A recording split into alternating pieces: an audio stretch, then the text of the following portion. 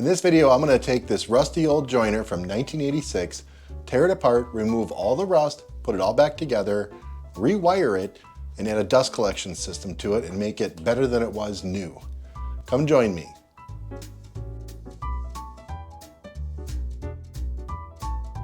So I've had this joiner for about 18 months. It was given to me by a good friend of mine. She bought it in 1995, never plugged it in. The issue with it is there's so much rust in the moving parts that the joints are almost seized. They sort of move, but not nearly well enough to make this a usable joiner. Plus all the surface rust on the cast iron in-feed and out-feed tables and the fence just makes it unusable.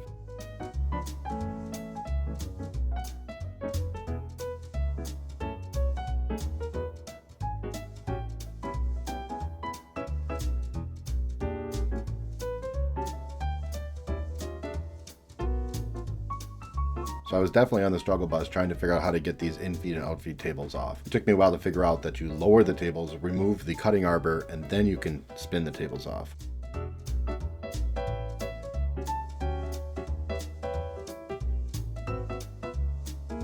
I show images on my channel of products that I'm using for two reasons. One, so people know what to buy, and two, to highlight specific research I did on very specific products. I am not sponsored in any way and pay for all of these with my own money.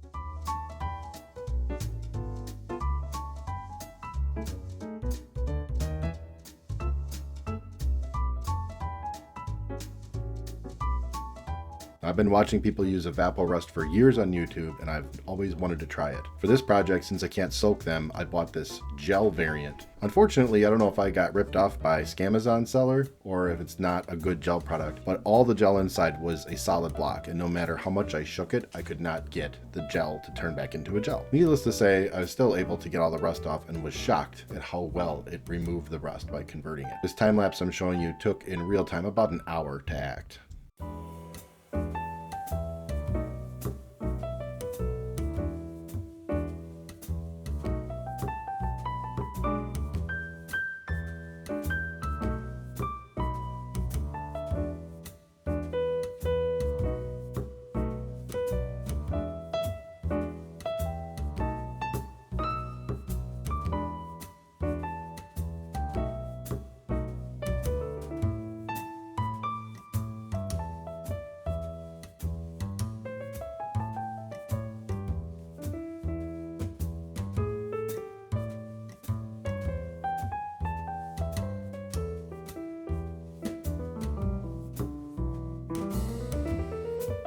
So for the machine surfaces, I can't use a wire wheel because it'll damage the tolerances, but for parts like these, a wire wheel is perfect for removing the rust.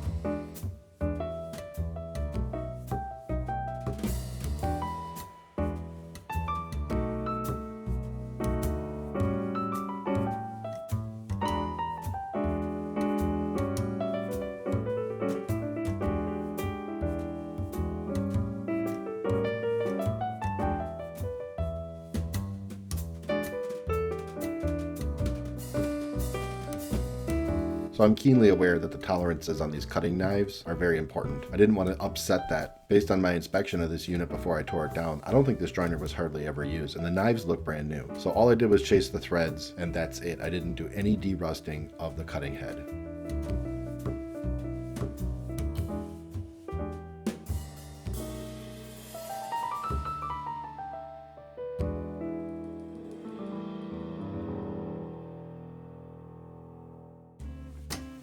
Now you might think this is silly that I'm cleaning the base cabinet that's just going to get dirty again. Here's the pro tip though. If you really want to inspect something, especially something like this where I don't know anything about it, the best way to do a complete and thorough inspection is to clean it. Cleaning forces you to look at every little area as you go along.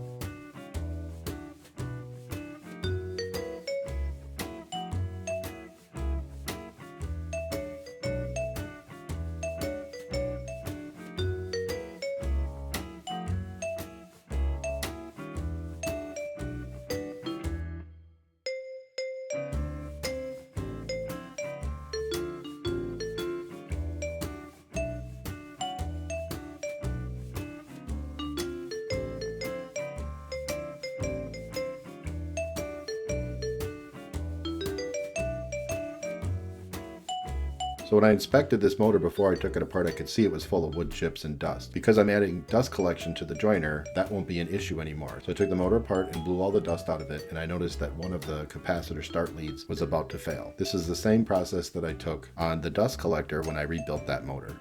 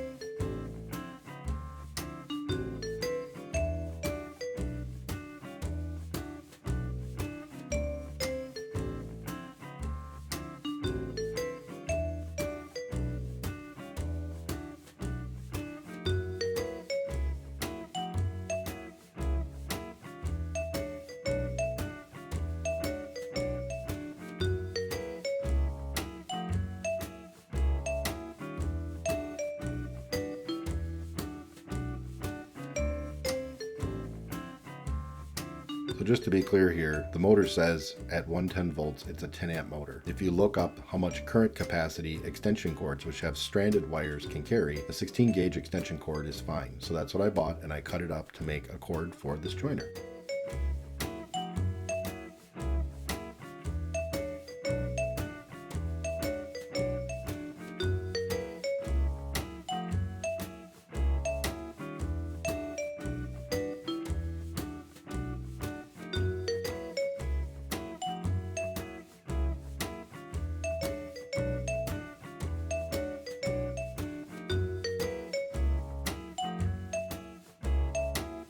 I keep this handy box laying around with all the knockouts removed from it. It's just a great drawing stencil.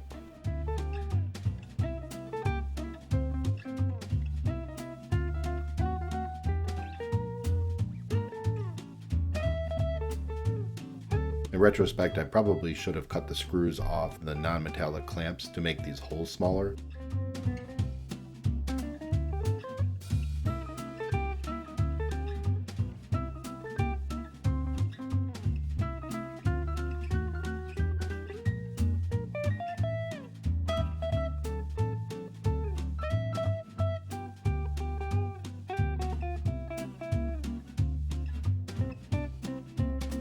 Because I'm one-handed, I always try to do as much wiring as possible ahead of time in the vise. It just makes it easier for me.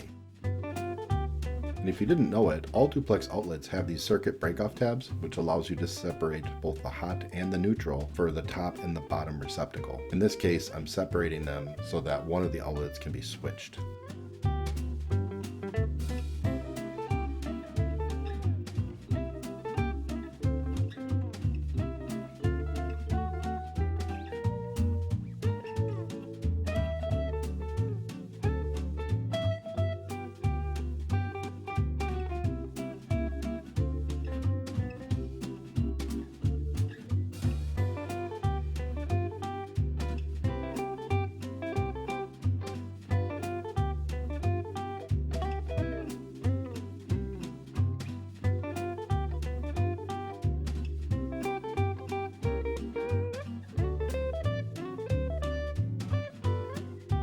I made a simple diagram just to try to explain this wiring for those that are curious, don't have a lot of experience with this type of stuff. Power comes in and supplies constant power to one of the two outlets. Remember, I broke that tab to separate the hots on the two outlets. Power then goes through the switch, which turns the motor on, and when you flip the switch, that power is also returned to the second outlet that is disconnected from the first. That's how I made it a switched outlet. The motor and both outlets share the common, and even though this entire cabinet is metal because it's painted, I wasn't confident that the ground would carry. So I ran a dedicated ground wire between each of the boxes, making sure that the motor and both boxes were grounded, ensuring that it was safe.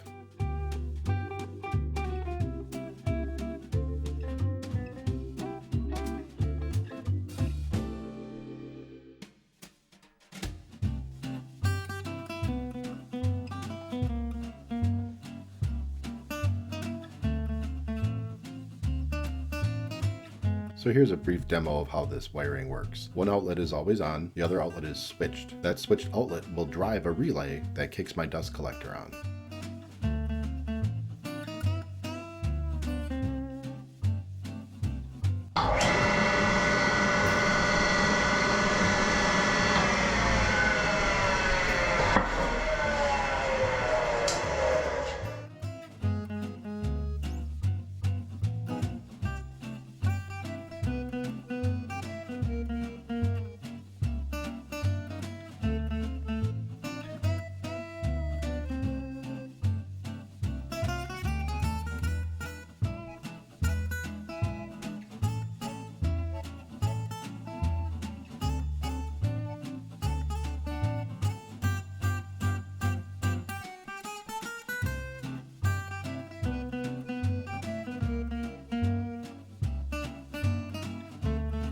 To reach way down to the bottom to drill the pilot hole and then to shoot the sheet metal screw, I use these really long extensions. I'm also using larger sheet metal screws than the typical 1/4 inch drive. These are 5/16 drive and they're a lot beefier.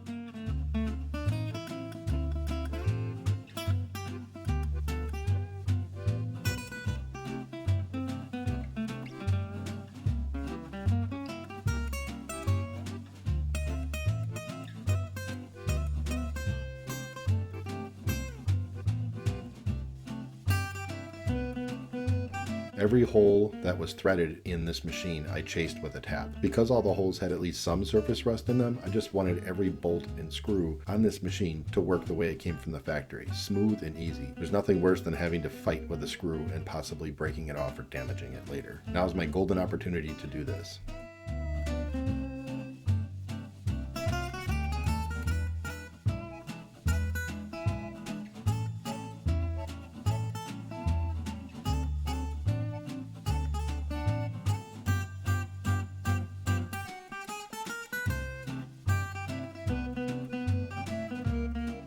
These level adjustment threads were the worst of the lot. It was the reason I had so much trouble getting the infeed and outfeed tables off, because the bolts were almost rusted in place.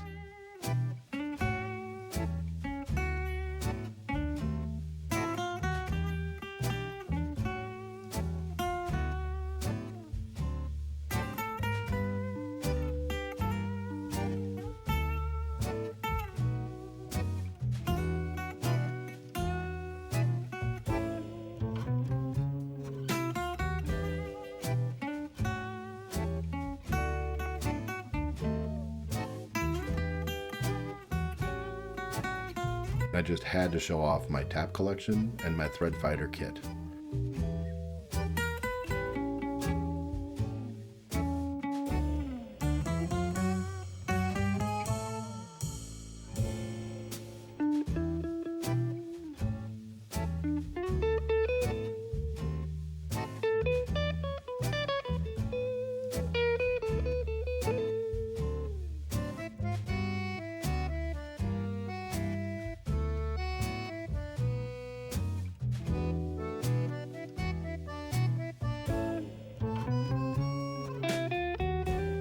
So in my previous video, I built a custom dust collection box for this thing. I actually showed it in that video mounted before I put the unit on, but actually because of the way it worked out, trying to get these 3 bolts in to attach this cast iron base, I actually had to attach the dust box after I put the cast iron base on.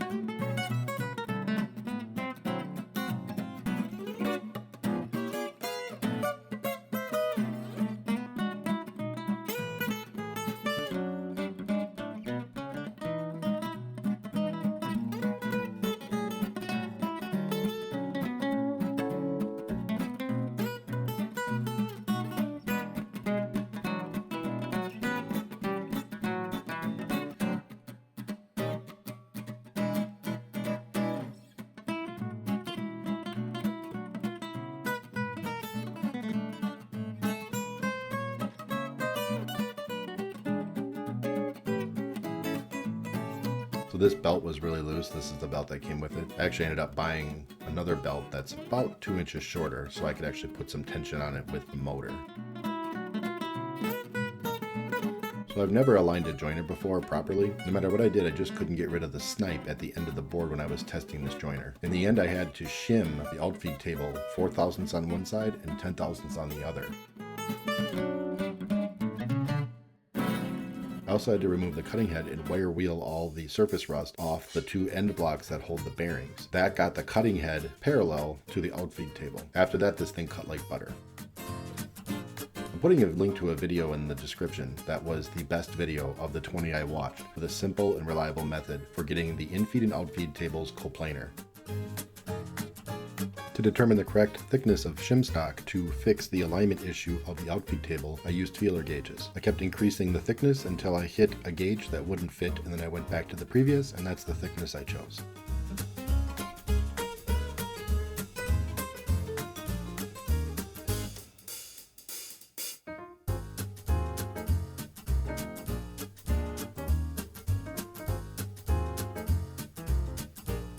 I would also like to thank Workshop Companion. I watch a lot of his videos, and his video on sanding down the cast iron with 800 to 1200 grit and then using paste wax was exactly what I needed. This gives you a nice smooth slide on it and it won't rust.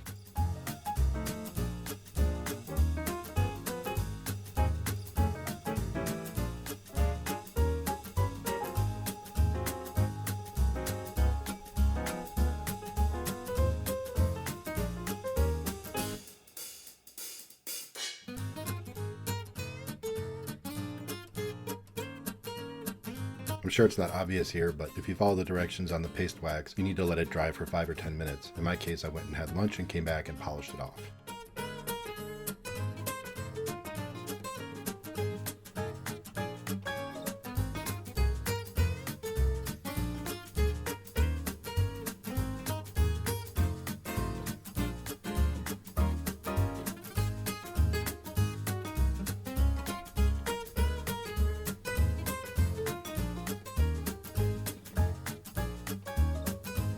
So I'm glossing over in this video how I made the 4-inch dust collection hose for this. I have an entire video that goes into great detail on how to make this fixture to shrink standard 4-inch DWV or drain waste vent so that you can get a 4-inch dust collection hose on it. But there's one thing I am, it's thrifty, and I'm not paying $20 for an adapter that I can make for 35 cents.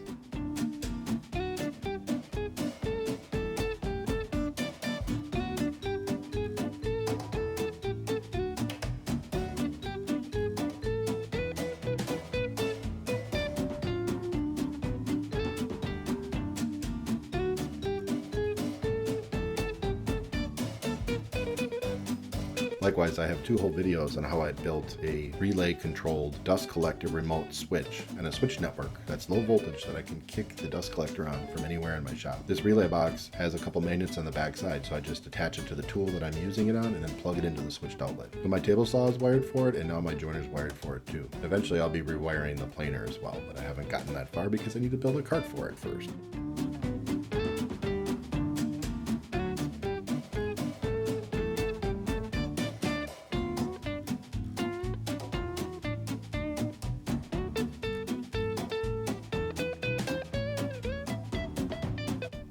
So I built this dust collection in my last video and it works great.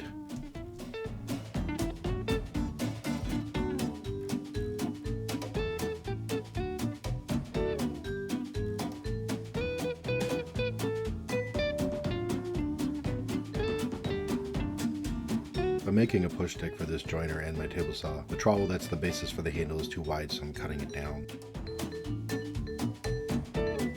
While I was doing research on how to fix my joiner alignment, I stumbled across this video and I really liked his simple idea for a push stick. Once again, being thrifty here, $7 trowel, scrap 3/4 inch plywood, screws I already have, glue I already have, and sandpaper I already have. This is an excellent push stick design. I need one long because I can't change my hand position having one arm.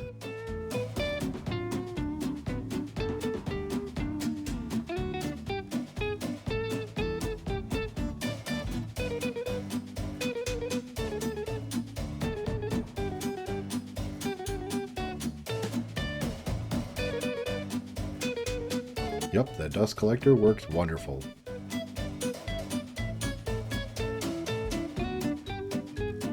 There's just to show how bad a joiner can remove warp. You can see how much of the twist has come out on the back side of this thing. I made all my cuts with 1/16 of an inch pass. Thanks for watching!